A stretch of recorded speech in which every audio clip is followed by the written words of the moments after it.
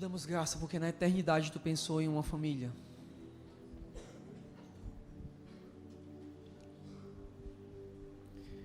O plano eterno era uma família governando um universo de amor.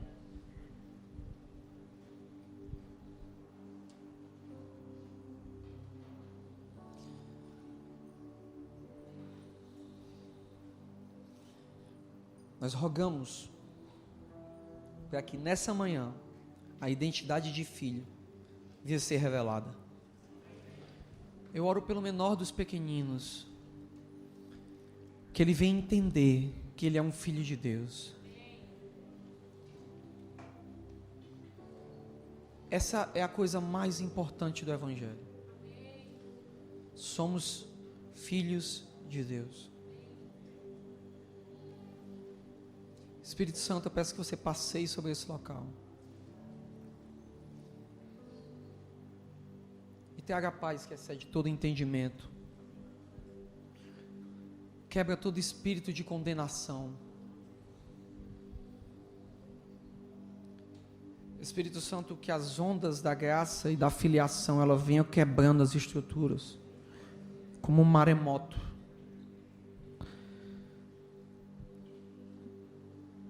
Mantenha seus olhos fechados agora. Quando eu estava vindo para cá, o Espírito Santo me falou que eu estou começando dias massacrantes. Eu vou massacrar a orfandade, vou massacrar a rejeição, vou massacrar a miséria. Eu estou vindo com meus atos sobrenaturais. Você tem Pai. Amém? Em nome de Jesus. Amém. Eu gostaria que você abrisse a sua Bíblia em Lucas capítulo 4.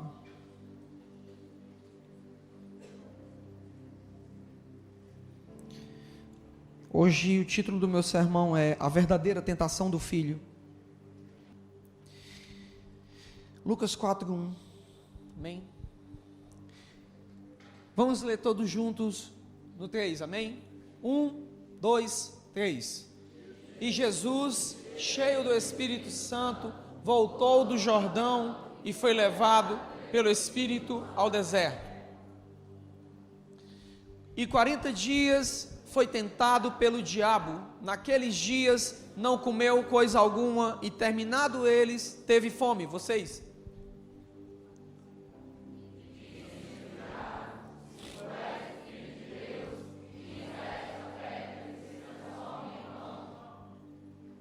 E o diabo, levando-o a um alto monte, mostrou-lhe no momento do tempo todos os reinos do mundo. Tem mais?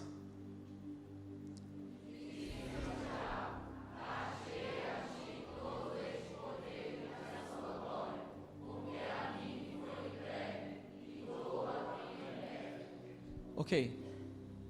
Portanto, se tu me adorares, tudo será teu.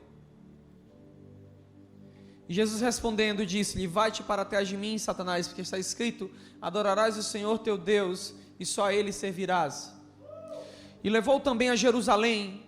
Aqui é interessante você entender isso. E pô-lo sobre um pináculo do templo, que era extremamente alto, e disse-lhe: se tu és o Filho de Deus, lança-te daqui abaixo, porque está escrito: mandará os anjos acerca de ti, que te guardem e que te sustenham nas mãos, para que nunca tropeces com teu pé em alguma pedra. E Jesus respondendo disse-lhe: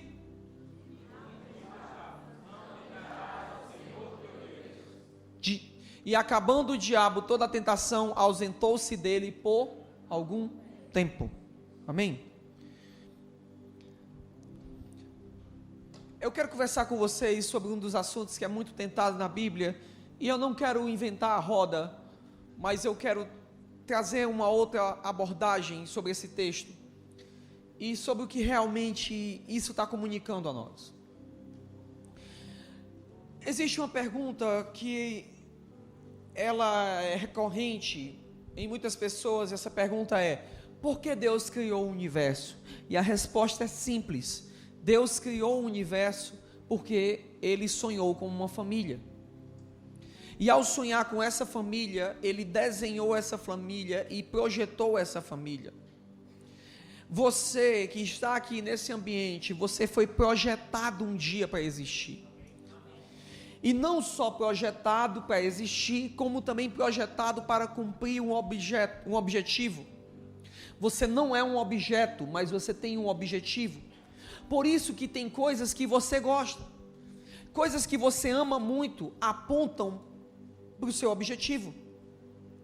Coisas que te chateiam muito, apontam para o seu objetivo também. Coisas que te indignam muito, geralmente são coisas que apontam para a área corretiva do seu objetivo eterno. Por exemplo, eu me indigno com injustiça. Essa semana eu vi um vídeo de um menino que estava sendo objeto de chacota dos seus amigos, que compraram um geladinho dele, um marujinho, como chama aqui em Fortaleza, você que está assistindo a gente de outro estado, aquele sorvetinho de saco. E pegaram dele e não pagaram, e ficaram fazendo chacota, dizendo que não iam pagar. E fizeram um vídeo e lançaram na internet. A polícia, em poucos minutos, viu esse vídeo e saiu atrás desse jovem, encontrou ele e chamou ele, e toda a guarda que estava ali comprou o geladinho dele, comprou o marujinho dele e louvou a atitude dele. Disse: cara, enquanto tem muita gente roubando, você está trabalhando, não tenha vergonha. E esse menino, essa semana, virou motivo de comoção nacional, porque é uma injustiça que foi feita, e Deus se levanta contra as injustiças. Por que eu tenho um problema com injustiça? Porque meu nome é protetor.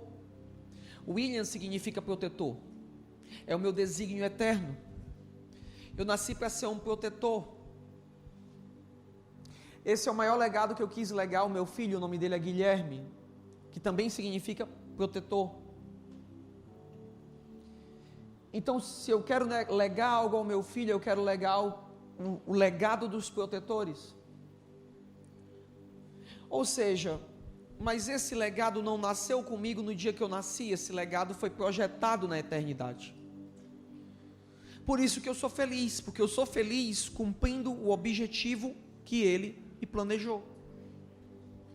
Você não nasceu para suprir a expectativa de ninguém, você nasceu para cumprir o seu objetivo eterno.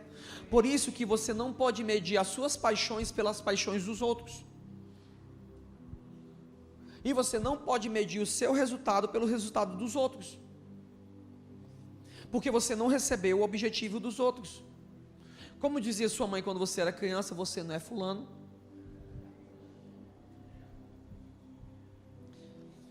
E muitas vezes o céu está gritando para nós: Senhor, por quê? Porque você não é fulano, você é Beltrano. Você nasceu para cumprir o seu objetivo eterno. Jesus, quando vem à terra, ele vem e tem ciência disso. Aos 12 anos ele já está bem claro o que ele quer. Aos 12 anos de idade, já existe uma natureza nele que entende. Onde é que tu estava, Jesus? E onde é que eu ia estar? Bem típico de adolescente. Está 3 dias sumido, onde é que tu está, Jesus? Ele dá uma resposta no pé da ouvido. Se eu não fosse José e Maria, não tinha dado a mãozada nele? Graças a Deus que eu não era, né? Porque o pai está com... Onde é que o pai, assim, quando acontece uma coisa dessa, a minha mãe falou que quando eu tinha 2 anos eu sumi na praia, né? E quando ela me encontrou, eu fiz mais ou menos tipo Jesus. Onde é que a senhora estava, mãe? Tipo assim, quem se perdeu foi eu. Onde é que a senhora estava, mãe? Tá entendendo? Aí ela não sabia se batia ou chorava ao mesmo tempo, tá entendendo? Porque é assim, por isso que eu já vou comprar a coleirinha logo. E pode, quem quiser achar ruim, eu vou botar a coleirinha no braço do Gui, no meu braço, tá bonito, tá bom. Tá entendendo? Ai, mas parece um cachorro. Quando você tiver um filho, você conversa comigo. E tiver 15 mil pessoas no meio da rua. Tá entendendo? Mas saindo da parte da brincadeira, Jesus ali, ele já tinha uma noção. Pelo amor de Deus, estou brincando, é porque hoje em dia, nessa época de de pós-verdade, você precisa explicar que eu estou brincando, que eu ia bater em Jesus adolescente, eu estou brincando, tá bom? Edita isso aí, porque depois o diabo pega esse vídeo e vai dizer, pastor disse que ia dar tabefe em Jesus.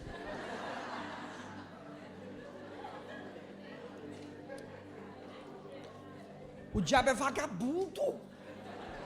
Você não tem noção. Não é não, Jorge? Jorge já estava conversando ontem comigo isso. Estava conversando, é vagabundo. Ele pega a coisa. É. A minha esposa fica às vezes aqui embaixo.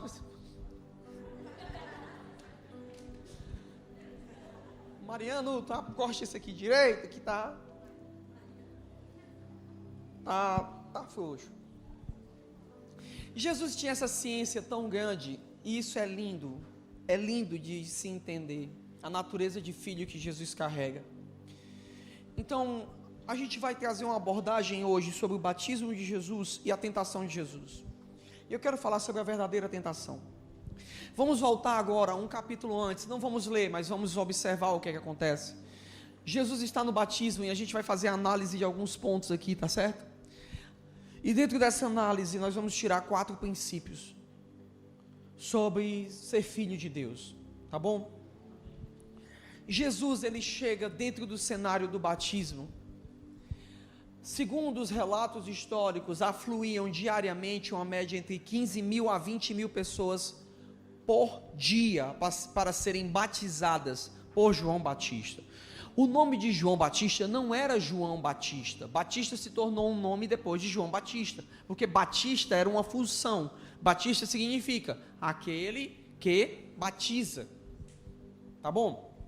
Dali chega o momento do batismo de Jesus. E Jesus, ao se batizar, no final do batismo, diante daquela postura que Jesus tem, me diga uma coisa, quantos milagres Jesus tinha feito? Quantos? Ele não tinha feito nenhum milagre. Quantos pães ele tinha multiplicado? Quantos sermões ele tinha pregado? Mas quando ele sai das águas, a Bíblia diz que os céus se abrem, o Espírito Santo desce em forma corpórea, de pomba, pousa sobre ele. Fazia aproximadamente 6.000 anos que a Trindade não se reunia no mesmo lugar. E naquele momento, aquelas 15 a 20 mil pessoas escutam o céu se abrir e dizer: Tu és meu filho amado, em quem me alegro muito. Você já imaginou o que é que aquelas 15 mil pessoas sentiram? Quem? Quem é? Porque Jesus não era o único a estar sendo batizado naquele momento. Porque os discípulos de João Batista também batizavam. E naquele momento, eles perguntam, quem das pessoas que estão no batistério é essa pessoa? E Jesus sai das águas. Pare para prestar atenção, amigo. Você já imaginou no meio do seu trabalho? O céu se abre e uma voz audível grita: Tu és meu filho amado. Você já imaginou o impacto disso? A primeira coisa que eu quero tratar com você, o primeiro princípio sobre filiação, é que somos filhos de Deus antes de qualquer coisa. Jesus não tinha nada quando ouviu que ele era amado por Deus. Primeiro princípio, diga comigo, somos filhos de Deus antes de qualquer coisa. A qualificação, a natureza de filho de Deus que você ganhou, ela não está baseada naquilo que você faz. Jesus, ele não ouviu no final do seu ministério: Tu és meu filho amado. Ele ouviu no começo do seu ministério. Por quê? Porque para poder fazer qualquer coisa para Deus e para poder viver uma vida de fé, é necessário ter essa primeira afirmação: você é um filho amado. O que Jesus fazia não era baseado na expectativa de receber alguma coisa, era baseado na identidade. A vida que ele vivia não era na expectativa de recompensa. Por que muitas pessoas vivem uma vida para Deus? Elas vivem uma vida para Deus porque elas têm a expectativa de serem salvas, elas têm a expectativa de receber alguma coisa, mas essa mentalidade é uma mentalidade de escravo. E para falar a verdade, é uma mentalidade mercenária, porque eu faço em prol daquilo que eu vou receber. Só que quando você entende que você é filho, você entende que você não faz pelo aquilo que você vai receber, mas você faz pelo aquilo que você já é. Você cuida das coisas do seu pai, porque são suas. Então Jesus, ele escuta no começo. Você que está aqui me ouvindo, ou você talvez que está me assistindo em casa, não se meça pelo que fulano A faz, pelo que fulano B faz, pelo tamanho da empresa de A ou B, ou pelo tamanho do salário de A ou B, ou pelo tamanho do cargo de A ou B, porque Jesus já era amado pelo Pai, antes de ter qualquer coisa. Então é muito lindo, a gente olha e traz essa natureza para Jesus. Nossa, Jesus era amado, mas eu sinto não, na realidade eu me alegro em te dizer isso, que essa natureza de Jesus não é para ser estudada, essa natureza de Jesus é para ser vivida. Sabe o que é que te pesa muito? É a expectativa de aceitação, e Deus já te aceita. Vinde a mim. Eu estou aqui para te animar e te encorajar hoje, e dizer que talvez o mundo inteiro te reprova, mas existe um pai que está olhando para você e dizendo assim: eu te amo. Solta todos esses adornos aí. Lembra que eu falei de Jezabel? A Bíblia diz que quando Jezabel ela é perseguida, a Bíblia diz que a primeira coisa que ela faz, ela pinta os olhos e se maqueia. Diga comigo, performance. Quando não há identidade, gente, o que sobra é performance.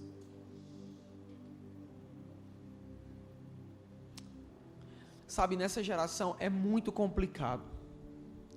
Eu decidi fazer das minhas redes sociais um instrumento de bênção para as pessoas.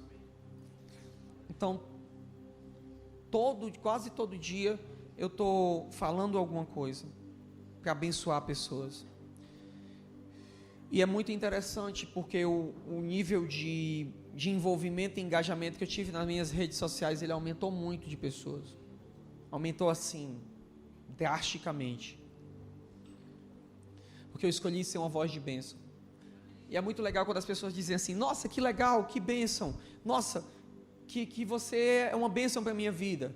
Só que há um perigo de nós cairmos na performance, de ouvirmos o legal das pessoas. E sabe que uma coisa que eu prestei atenção, é que quando você está fazendo uma coisa nesse nível, você precisa estar sempre com o celular na mão, comunicando alguma coisa. Sabe por quê? Porque você tem seguidores. E você precisa nutrir os seus seguidores. Isso é um problema para uma pessoa que talvez não tenha a identidade firmada em filho. Sabe por quê? Porque à medida que vem os likes, você começa a dizer assim: nossa, eu preciso falar mais coisas. Você percebe que quando você fala aquilo, todo mundo dá legal. E quando você fala aquilo, nem todo mundo dá legal. Então você começa a entrar numa máquina de querer mostrar para as pessoas que você precisa do legal delas, que você precisa da aceitação delas, que você precisa do joinha delas, que você precisa das pessoas te aplaudindo. E então você sai da natureza de filho e começa a entrar na natureza da performance. Isso é um grande perigo. Sabe uma coisa que eu descobri? Eu descobri que quando a gente está realmente se divertindo, o celular é a última coisa que importa. Porque numa vida do que é virtual, a maioria das pessoas estão dizendo assim, ó, kkkkkkkk, mas na realidade elas estão fazendo assim, ó. Entende? Na maioria das vezes, elas estão no ambiente, e em vez de estar desfrutando, sabe, quem está comigo numa mesa, a primeira coisa que ela escuta é: larga o celular.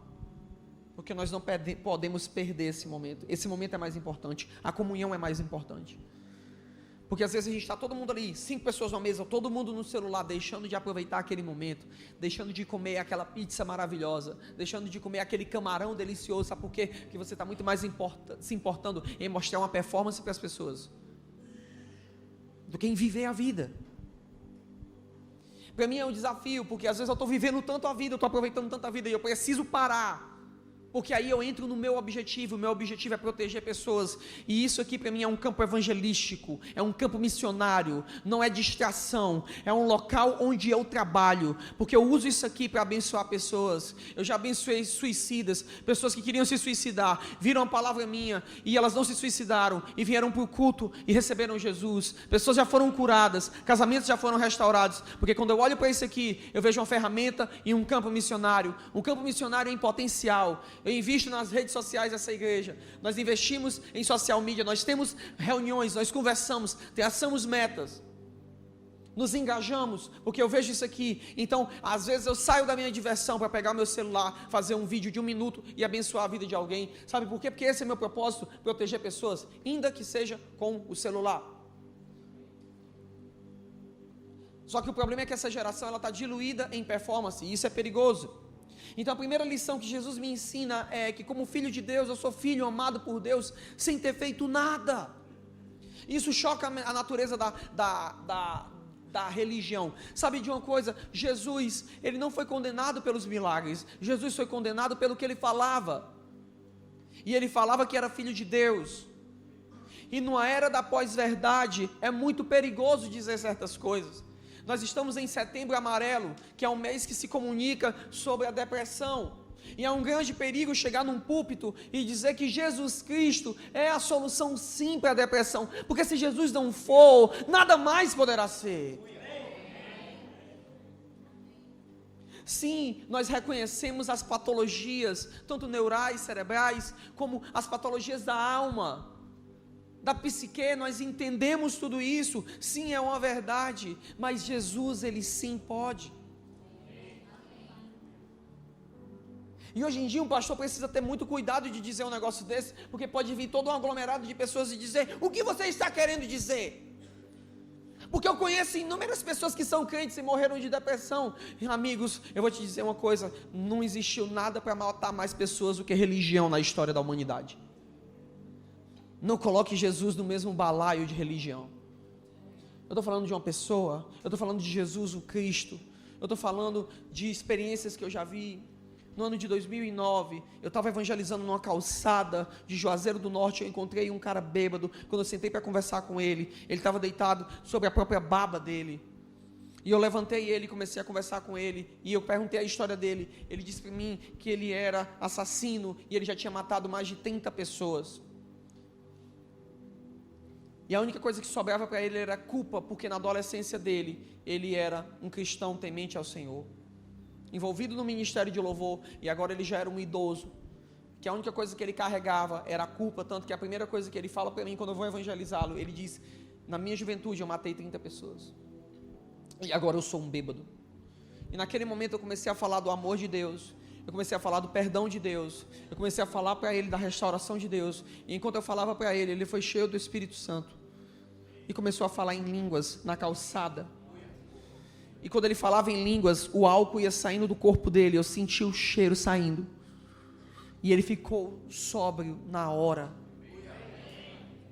Esse é o Jesus que eu conheço, que eu prego. Como eu vou poder me calar diante daquilo que eu vi e eu ouvi? Jesus para mim não é uma religião. Jesus é a coisa mais louca que aconteceu na minha vida. Ele é real. De noite eu fui para a igreja e nós fomos fazer o louvor e pregar. E quando eu estou lá, começa o louvor, quando eu vejo tem um senhorzinho, todo bonitinho, roupinha arrumada, blusa passada por dentro, e ele estava lá, era a pessoa mais empolgada na igreja, adorando. E eu fiquei tão feliz com aquele senhor. Quando terminou a reunião, ele me procurou: muito obrigado, porque hoje foi o melhor dia da minha vida, porque eu voltei para os caminhos do Senhor. Eu disse: como assim, Senhor? Você não se lembra de mim? Você me evangelizou à tarde. Eu vi um milagre na minha frente.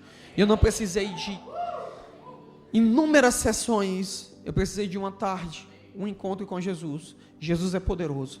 Ponto final. Ele pode. Jesus é amor. Jesus ama. Jesus é poderoso. Eu não me envergonho de pregar o evangelho. Eu não me envergonho que a cruz é poderosa. A cruz é poderosa. Cristo é poderoso. A cruz é poderosa.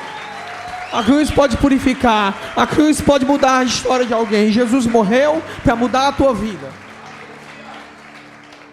Eu não me envergonho desse evangelho, porque ele foi poder de Deus para me salvar, e é poder de Deus para salvar a tua vida também. Jesus é poderoso. Quantos milagres, diante de quantos milagres eu estou aqui nessa manhã? Perdão, desculpa. Eu não tenho como. Ele não é um mito para mim. Se alguém conheceu Jesus e se encontrou de verdade com Jesus, essa pessoa sabe o que eu estou falando aqui. Jesus não é um mito. Jesus não é só um personagem da história. Jesus é o pivô da transformação de toda a existência. Jesus, Jesus, Jesus. E nós pregamos Jesus nessa casa. A segunda coisa que eu quero falar para você sobre ser filho de Deus é que os filhos de Deus, eles são guiados pelo Espírito. A Bíblia diz que depois de ser batizado, diga comigo, primeiro eu escuto que eu sou filho. Segundo, eu sou guiado pelo Espírito. A Bíblia diz que o Espírito Santo, ele impeliu Jesus ao deserto. A palavra impelir no seu significado original significa literalmente dar fortes empurrões. Jesus, quando ele sai do deserto, a Bíblia diz que o Espírito Santo, com muita força, empurrou Jesus. Preste atenção, Jesus acaba de ouvir diante de todo mundo que ele é o Filho de Deus amado, os céus se abriram, e ele não escreveu um livro sobre isso. Ele não marcou uma conferência em Jerusalém. A Bíblia diz que o Espírito Santo leva ele para o deserto. Talvez você vai entender que depois de uma grande palavra que Deus te deu, veio em seguida, talvez a pior temporada da sua vida.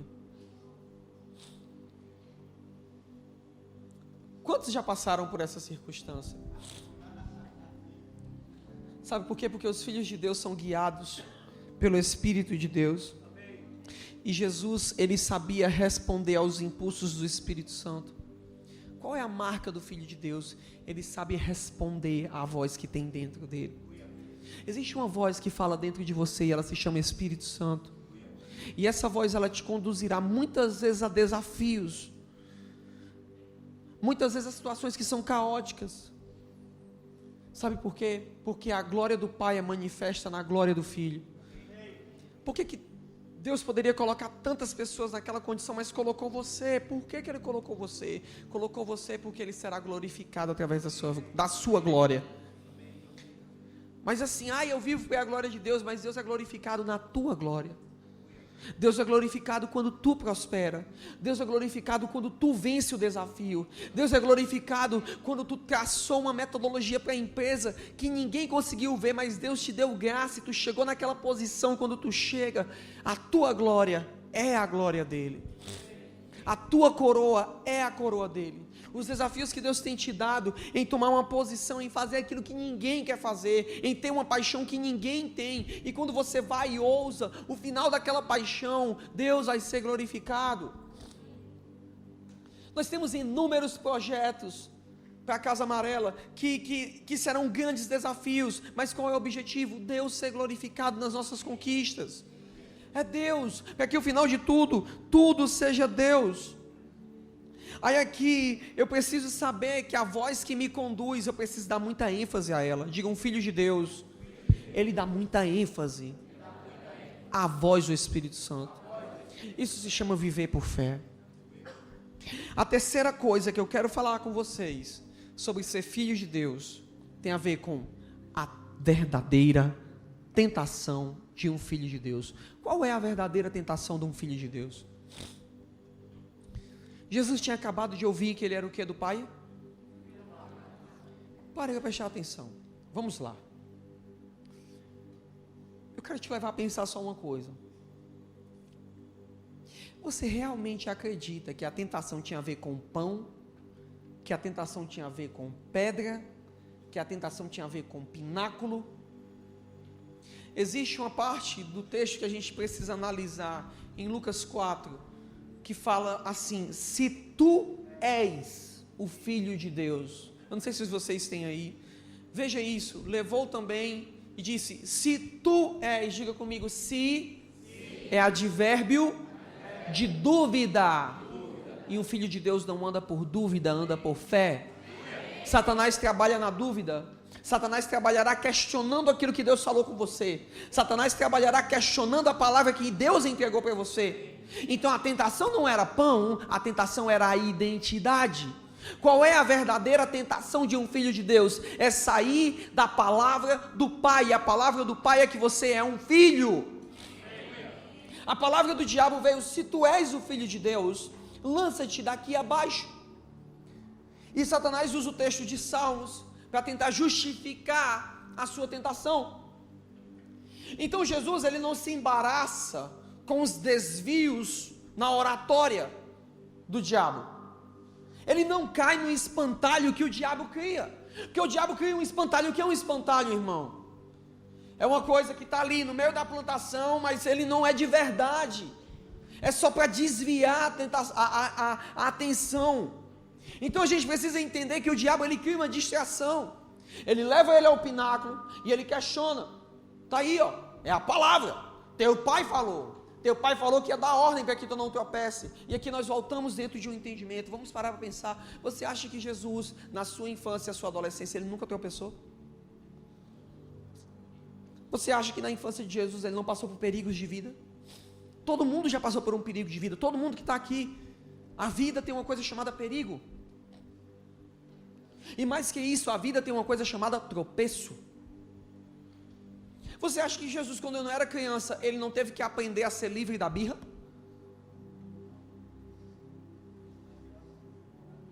Você acha que Jesus não teve que aprender a ser filho? Você não acha? Você acha que Jesus, como um ser humano normal, ele aprendeu os processos da vida? A Bíblia diz que ele aprendeu naquilo que sofreu. São os processos naturais da vida. E tu acha que nesses processos ele não tropeçou e os anjos não guardaram ele? A questão é, por que Jesus não cedeu ao desafio do diabo? Sabe por quê? Porque, entenda, o teu papai, ele te protegerá de tropeços, mas não te protegerá de performance. Você já imaginou? Se Jesus naquele momento: eu sou filho de Deus, Deus me guarda. Se ele não tem segurança na voz interior que falou com ele. Eu me lanço, sabe o que teria acontecido? Toda a mensagem do reino teria morrido com Jesus. Porque Jesus teria se movimentado em provar quem ele é. E deixa eu te dizer uma coisa: você não tem que provar nada para o diabo. Porque você já é. O diabo trabalha com dúvida, nós trabalhamos com fé. Nós cremos que a palavra dele é fiel e verdadeira. Já imaginou se Jesus é tentado por um momento e Deus olha do céu e diz assim: Jesus, o que é que você está fazendo? Não, Jesus, Deus, eu vou provar para o diabo. Você não tem que provar nada. Você tem pai. Você tem pai. Sai daí, Jesus. Essa teria sido a palavra de Deus para ele. Ele entendia: para quê? Para que eu tenho que provar? Por que eu tenho que entrar nessa? Para mostrar para alguém? Eu não tenho que mostrar nada. Eu sou filho. E eu vou te dizer outra coisa. Aqui eu chego no quarto e último ponto. Filhos de Deus tropeçam, mas não caem. Concordância ali está errada. Mas os filhos de Deus, eles tropeçarão, mas não cairão.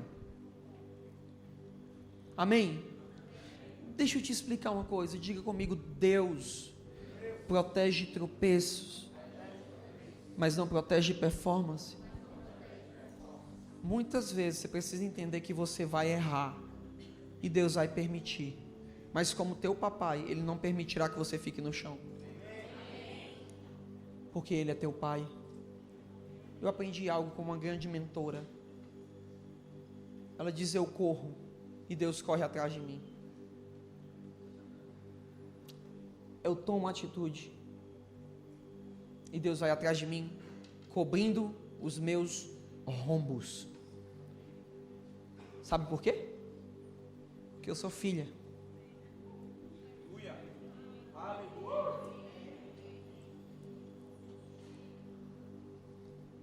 Senhor, quebra toda a orfandade nessa sala. Filhos têm a natureza. Veja como é louco. Quantas vezes você se comprometeu com a dívida que você não tinha condição de pagar? E quem pagou? O seu pai, a sua mãe. Mas eu não fazia isso. Eu não fazia isso, porque se eu fizesse um negócio desse, a minha mãe me matava. Justamente, porque talvez você veio de uma marca de orfandade. O Kevin Prost, ele fala isso de uma maneira muito prudente. Ele diz: ó irresponsabilidade da tua graça, ó imprudência da tua misericórdia. Parece loucura, mas é filiação. Uma vida com fé, eu vou te dizer uma coisa, se você quer anotar, não está aí, mas anote isso. O maior risco é viver uma vida sem riscos. O maior risco é viver uma vida sem riscos. Entenda uma coisa, ou você terá segurança, ou você terá uma história. Entende? Quem tem segurança não tem uma história para contar. Essa é a natureza do Filho de Deus. Ele se lança porque ele crê naquele que enviou ele. Acho que vocês estão muito, estão muito reformados para o meu gosto, sabia? Sabe, eu me lembro de estar pregando coisas desse jeito e tinham pessoas saltando nas cadeiras, sabe por quê? Porque a palavra entrava com fé, a palavra entrava com vigor. Eu estou dizendo para você que Deus está te levando a uma temporada de desafios, e a forma como você reage a isso precisa determinar. Sabe, quando essa pastora chegou e falou para mim, ela determinou para mim: Deus é seu pai. E eu corro e Deus cobre os meus ombros. Eu quase que dava um mortal para trás, sabe por quê? Porque eu me conecto a essa palavra. Eu me conecto. A gente precisa romper com essa natureza do filho que quer pagar. Eu vou te dizer uma coisa, querido: a alma sempre vai procurar uma obra para justificar. Essa semana, eu comecei num jejum. E quando eu comecei o jejum, no meio do jejum Deus disse: pare. Por quê, Senhor? Porque se você jejuar, eu vou operar milagres, mas eu vou estar operando milagres não por causa do seu jejum, porque eu sou bondoso, porque eu sou seu pai, porque eu amo sua vida. E no final da história, sabe o que é que você vai achar? Você vai achar que foi seu jejum que produziu, e não foi seu jejum que produziu. O que produziu foi a minha paternidade sobre a sua vida. Aleluia!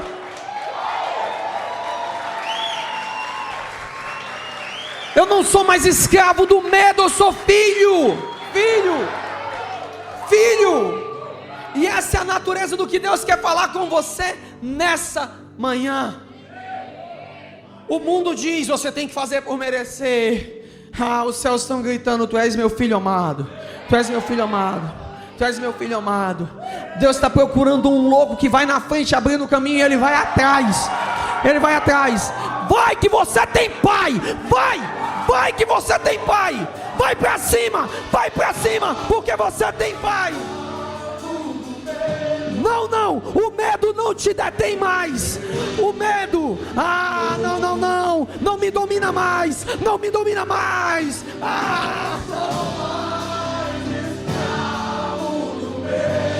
Quem você é? Eu sou filho de Deus.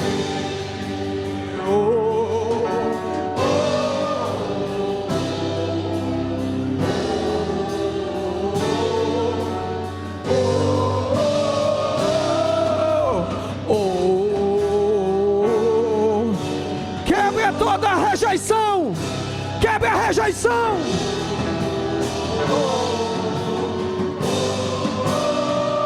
Abre o mar para eu passar por ele. Perfeito amor que me alcançou. Vamos lá. Me alcançou e agora posso cantar. Quem você é? Filho de Deus. Abriu o mar pra eu passar por ele. Perfeito amor.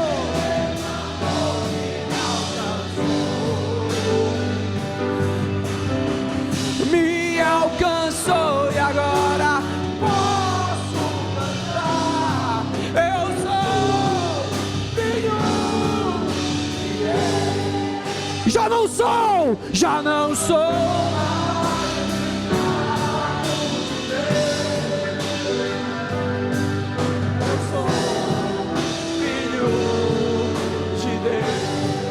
Eu não sou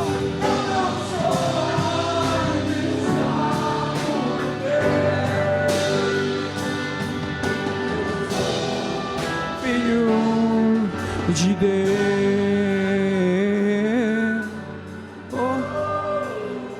Eu quero fazer algo profético para algumas pessoas aqui. Você precisa sair do seu lugar, não só aqui, mas Deus está dizendo: vai e anda. Eu vou atrás. Eu sou tua retaguarda. Eu sou tua retaguarda. Te colocarei na fenda da rocha e vou te mostrar as minhas costas. Deus é sua retaguarda. Deus é sua retaguarda. A Bíblia diz que existe um exército, e quando eles marcham, atrás dele vem fogo, atrás dele vem fogo. É tempo de avanço, Casa Amarela, é tempo de avanço. Eu vou correr, e assim como uma geração que vai correr, e Deus vai vir atrás, Deus vai vir atrás, vai vir atrás, Ele está vindo atrás. Corre, corre, corre, corre, corre, corre, corre.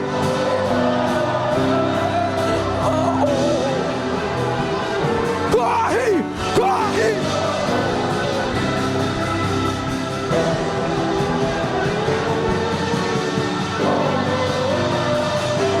Abre o mar, abre o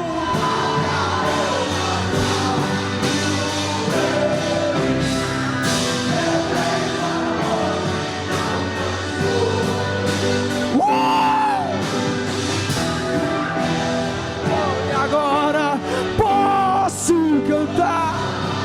Eu sou filho de Deus. Eu sou filho de Deus. Eu sou de Deus. Aplauda o Senhor.